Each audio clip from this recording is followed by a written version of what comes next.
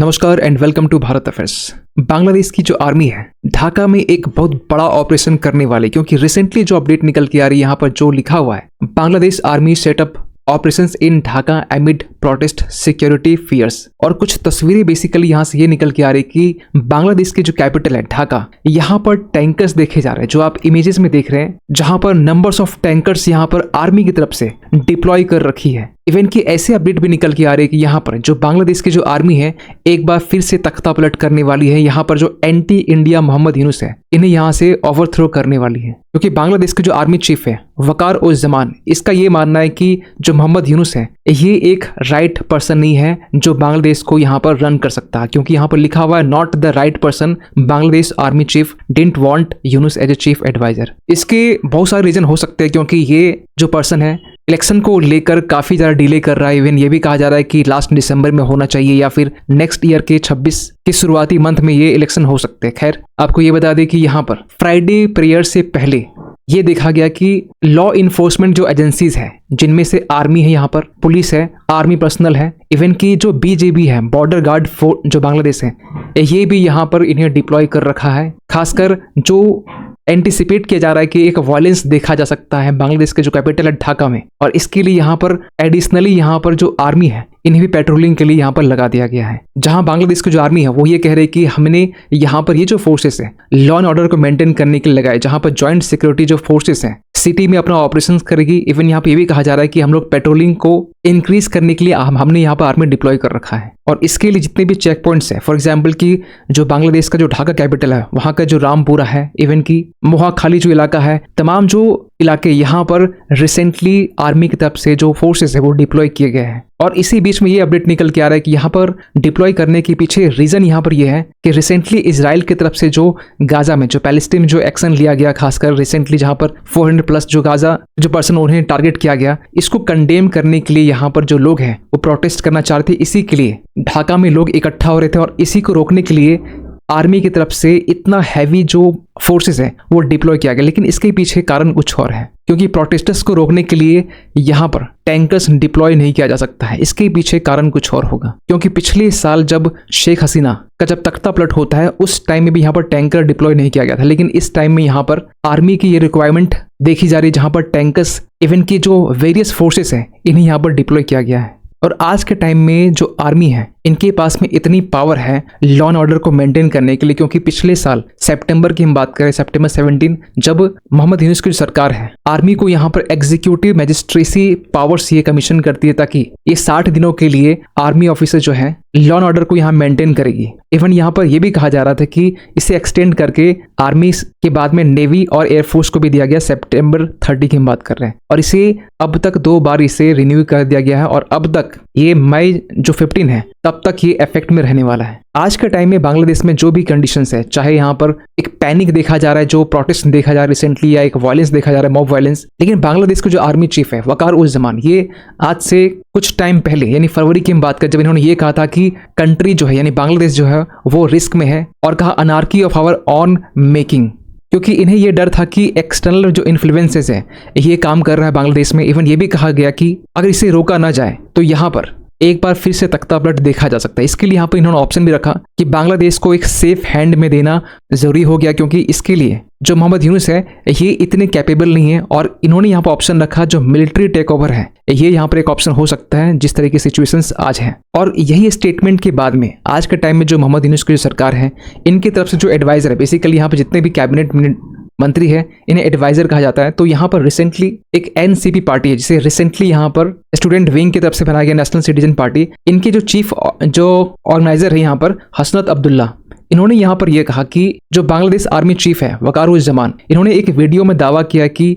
मोहम्मद यूनुस को as a chief adviser ये basically देखना नहीं चाहते। इवन कि इसी 28 सेकंड की वीडियो में यहाँ पर जो यूथ एंड स्पोर्ट्स एडवाइजर है आसिफ मोहम्मद सोजी भुयान, इन्होंने यहाँ पर मोहम्मद यूनुस को रिजर्वेशन भी देने की बात कही। और इसी वीडियो में यहाँ पर वकारुज़्ज़मान ये भी कहते हैं कि मोहम्मद यूनुस के ऊपर क्वेश्चन मार्क करते हुए कि इनकी क्रेडेंशियल पर कोई क्वेश्चन मार्क यहाँ पर रेज किया नहीं जा रहा, क्योंकि जिस तरीके से जो मोहम्मद यूनुस एक नोबल ल्यूरेट स्टेटस अपने आप में रखते हैं, एक रिफॉर्मिस्ट भी है, लेकिन ये एक राइट पर्सन नहीं है बांग्लादेश के चीफ एडवाइजर के रोल में। यहाँ तक कि जो एनसीपी के जो लीडर हैं नाहिद इस्लाम, जिन्होंने यहाँ पे एनसीपी को फाउंड किया, बनाया जिसे, और यही वो पर्सन है जो बेसिकली शेख हसीना के तख्ता पलट में रिस्पॉन्सिबल है। इन्होंने यहाँ पे ये भी कहा कि जो आर्मी है आज के टाइम में, जो अवामी लीग है, जो शेख हसीना की जो पार्टी है, ये एक न्यू नाम से यहाँ पर जो आर्मी चीफ है ये लॉन्च करने वाली है, और इसके लिए इंडिया बांग्लादेश की आर्मी को सपोर्ट कर रहा है। यानी इसी बीच में यहाँ पर जो France based Bangladeshi social media influencer है, जिनका नाम पिनाकी भट्टाचार्य है, जिसकी इमेज आप तस्वीर में देख सकते हैं। बेसिकली ये फ्रांस में रहते हैं, लेकिन फ्रांस में बैठकर ये एंटी इंडिया, यहाँ भी एक है कि एक टाइम में इंडिया आउट मूवमेंट चलाया गया था बांग्लादेश में मालदीव्स को देखकर, लेकिन ये बेसिकली उतना सक्सेसफुल नहीं होता है। लेकिन आपको बता दें कि रिसेंटली इन्होंने यहाँ पर एक न्यू कैंपेन लॉन्च किया, जिसको लेकर ये कहा जा रहा है कि ये बेसिकली टारगेट कर रहा है चीफ ऑफ आर्मी स्टाफ जो वकारुज़्ज़मान है वो, क्योंकि इनका ये मानना है कि जो वकारुज़्ज़मान है ये इंडिया से इन्फ्लुएंस है, और इसीलिए अर्ज कर रहे हैं एक्सट्रीमिस्ट से, बांग्लादेश के एक्सट्रीमिस्ट जमाते जो इस्लाम पार्टी है या फिर स्टूडेंट विंग की जो पार्टी है, इनसे गुहार कर रहे हैं कि ये प्रोटेस्ट करे अगेंस्ट चीफ आर्मी स्टाफ के अगेंस्ट में। और इसी के बाद में एक wide spread social media campaign चलाया जा रहा है आर्मी के अगेंस्ट में, और इसके बाद में एक फर्दर टेंशंस देखा जा रहा है खासकर बांग्लादेश के कैपिटल ढाका में। ये नहीं, यहाँ पर जो पाकिस्तान का जो आईएसआई है ये भी खासकर इसमें इन्वॉल्व है। यहाँ पर जो पाकिस्तान का जो आईएसआई है ये बेसिकली ये चाहता है कि जो बांग्लादेश आर्मी है इसे दो पार्ट में डिवाइड करना चाहते हैं, क्योंकि कुछ आर्मीज ऐसी भी हैं जो बेसिकली आर्मी लीग के लॉयल माने जाते हैं, और कुछ ऐसे हैं जो इस्लामिस्ट फैक्शंस के माने जाते हैं। और आईएसआई यहाँ पर बेसिकली एम यहाँ पर ये है कि ये जो स्टूडेंट ग्रुप्स है इन्हें कल्टिवेट करना चाहते हैं, इनके साथ में टाइज को यहाँ बढ़ाना चाहते हैं, ताकि इलेक्शंस में डिस्ट्रप्शंस आ सके और जो गवर्नमेंट है उसे डिस्टेबलाइज किया जा सके। क्योंकि जो खालिदा जिया की जो पार्टी है, बीएनपी पार्टी, जो बांग्लादेश नेशनल पार्टी है, इनका जो पॉलिटिकल फ्यूचर है काफी ज्यादा अनसर्टेन माना जा रहा है, और इसीलिए जो आईएसआई है ये जमाते इस्लामी जो कैडर्स हैं या फिर जो एनसीपी पार्टी है रिसेंटली जो स्टूडेंट विंग के तरफ से बनाया गया, इनकी सपोर्ट की बात की, और इसी को यूनाइट करने को लेकर आईएसआई आज के टाइम में काम करे, ताकि कैसे बांग्लादेश में एक अनरेस्ट क्रिएट किया जा सके और यहाँ पर अपने अकॉर्डिंग यहाँ पर गवर्नमेंट को बांग्लादेश में डेवलप कर सके। और इन सबको देखकर जो बांग्लादेश के जो आर्मी चीफ है, बांग्लादेश के जो कैपिटल ढाका है, यहाँ पर एक ह्यूज आर्मी जो पर्सनल है इनको यहाँ डिप्लॉय किया गया है, टैंकर्स डिप्लॉय किया गया है, ताकि जो आर्मी चीफ के अगेंस्ट में जिस तरीके से यहाँ पर षड्यंत्र रचा जा रहा है उसे यहाँ पर रोक सके। और इस सिचुएशंस को एड्रेस करने के लिए जो CAS है, चीफ ऑफ आर्मी स्टाफ है, इन्होंने यहाँ पर जो डिविजनल कमांडर्स हैं इनके साथ मीटिंग्स की है, फिजिकली और वर्चुअली दोनों, ताकि एक नेसेसरी काउंटर मेजर्स यहाँ पर लिया जा सके। यहाँ पर यह भी कहा जा रहा है कि जो बांग्लादेश आर्मी है यहाँ पर प्रिकॉशनरी मेजर्स यहाँ पर यूज करने वाली, ताकि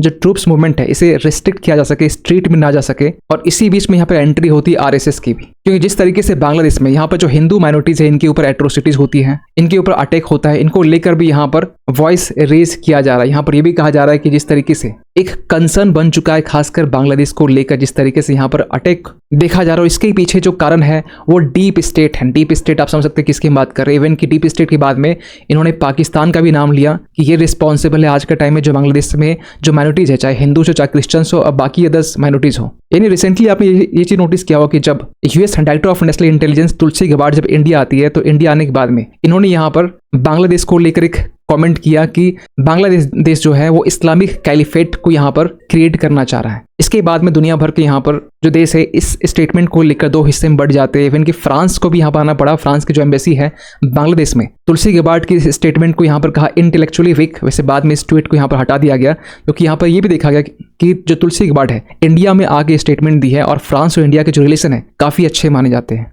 लेकिन इन सब के बीच में जो बांग्लादेश की जो सरकार है, यानी कि जो मोहम्मद यूनुस की जो सरकार है, इनकी तरफ से बेसिकली एक प्रेशर देखा जा रहा है, जहां पर जो बांग्लादेश को जो इन्फॉर्मेशन एडवाइजर है इन्होंने ये अर्ज किया है कि जो इलेक्शन को लेकर एक डिले देखा जा रहा था वो अब दिसंबर में यहाँ पर कंडक्ट हो सकता है। इवन यहाँ पर यह भी कहा जा रहा है कि जो बांग्लादेश की जो इकोनॉमी है जो डाउनफॉल होती हुई दिखाई दे रही है, यूएस से सपोर्ट यहाँ पर बंद हो चुका है और इसके लिए अब चाइना की तरफ यहाँ पर ये इंक्लाइंड हो रहे हैं। और यहाँ पर ये देखा जा रहा है कि 26 मार्च को ये चाइना विजिट करने वाले हैं और स्पेशली यहाँ पर ये देखा जा रहा है कि जो बांग्लादेश का जो हेल्थ केयर है इसमें चाइना इन्वेस्ट करे। लेकिन इनसे भी यहाँ पर बात नहीं बनने वाली क्यों, और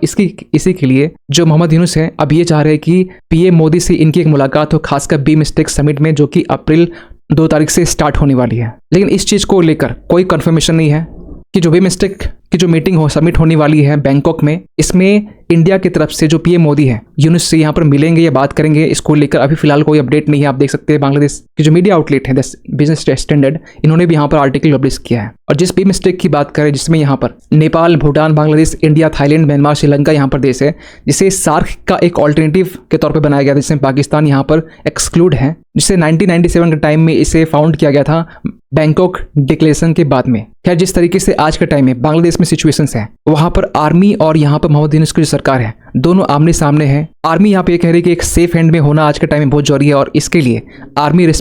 बांग्लादेश को सेफ हैंड मानती है। और वहीं दूसरी तरफ जो यूनिस सरकार है, ये आर्मी चीफ को यहाँ पर लेकर एक इंटरनल कॉन्फ्लिक्ट देखा जा रहा है। इवन कि पाकिस्तान की भी एंट्री यहाँ हो चुकी है। सो खैर, आप क्या सोचते हैं पूरी इस अपडेट को लेकर कमेंट कीजिएगा। और जाते जाते एक क्वेश्चन हम सभी के लिए, हाल ही में यहाँ पर किस सिटी में शिष्टाचार स्क्वाड जो है ये लॉन्च किया गया है ताकि वुमेन सेफ्टी को इनहेंस किया जा सके? आपके सामने ऑप्शन है मुंबई, बेंगलोर, न्यू दिल्ली या फिर कोलकाता। सही आंसर कीजिए कमेंट सेक्शन पे। मिलते किसी अगली वीडियो में, तब तक के लिए थैंक यू सो मच।